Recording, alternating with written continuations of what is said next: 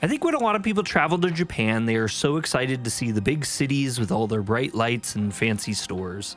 But many people, myself included, also end up feeling like they need a break from that fast pace. And so you'll see many itineraries, including out-of-town options.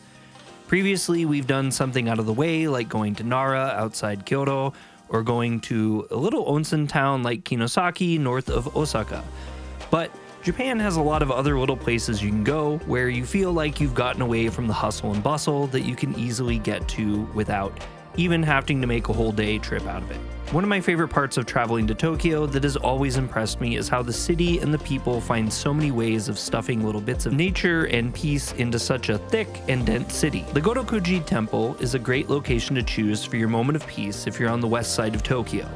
You've for sure seen it all before, as this temple is often referred to as the Cat Temple or the Lucky Cat Temple, and it's all over the internet because of its large amount of picturesque cat statues. We left in the early morning and we set out to Setagaya, where the shrine is. It's located a little southwest of Shibuya and took maybe 40 minutes by train. Once you leave the station, you encounter this really cute little cat statue with 2 rubber stamp spots, which you can get for your stamp collection if you collect those. Keep in mind, if you don't have a stamp book, you can pick up an exceptionally kawaii one at the shrine, which you can stamp on your way out. After seeing the cat, you get to take a beautiful little walk through the town, and honestly, I'd say that was as much of a highlight as the shrine in a lot of ways. Setagaya, at least the part of it that we saw, is basically my favorite style of town, as nearly everywhere you walk on the streets, there's something fun to see. It feels rustic with tight and winding streets, and it's just absolutely jam-packed with little shops and restaurants. On top of all that, they definitely celebrate the cat shrine there, as no matter where you look on your walk to the temple, you'll see cat-themed something. The entrance to the temple is pretty familiar if you've visited temples in Japan before, as there's a giant torii gate you'll enter as you go in. The main path leads to a very open walkway that stops by a giant statue with incense burning. Bree was nice enough to capture a little shot of me wafting in the incense. It was very pleasant.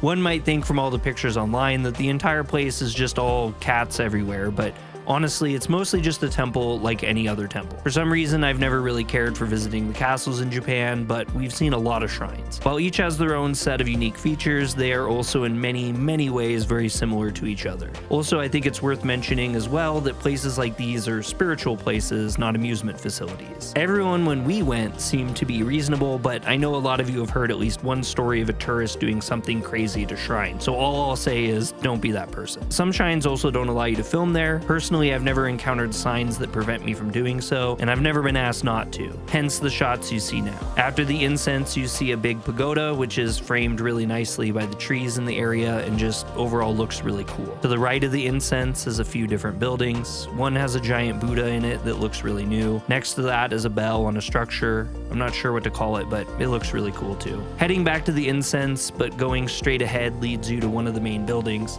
It was closed when we went there, but you can see through the windows and inside it has a number of spiritual items. Beyond that building is a big courtyard area with some more buildings and features. The one you'll care about most, though, is likely the little shop. At the time of us being there, it had 2 massive lines in front of it. This is where you can purchase many amazing items, including the famous Maneki Neko statues. They also have some incredible emmas for purchase, a stamp book I mentioned before, ofada, talismans, and more. Keep in mind, though, due to the heavy demand for the Nekos, they are limited to 1 per person, so don't be me and think you can go and buy 15 of them for friends and family. They come in a huge amount of sizes though. I believe 12, which are numbered, and the sizes increase with the number. Some were out of stock, they are porcelain, and they are nicely packaged in cardboard boxes for you to safely pack home. I will say they are packed very well from personal experience, as I had mine shoved into a heavily overstuffed suitcase, and when I got home I opened it up and it was just as perfect as the day I bought it. Fun tidbits. Maneki Neko are often referred to as lucky cats, but the literal translation is beckoning cat,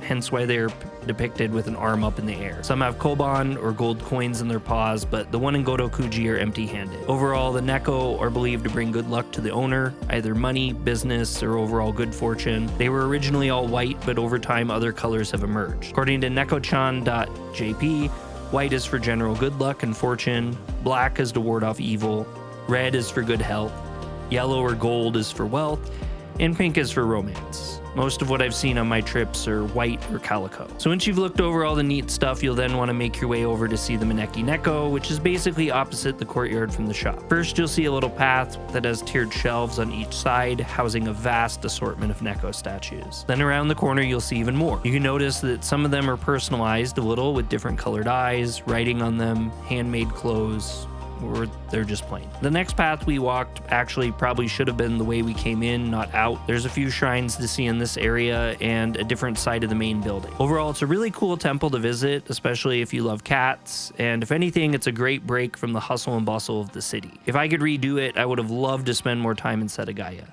It's my kind of vibe.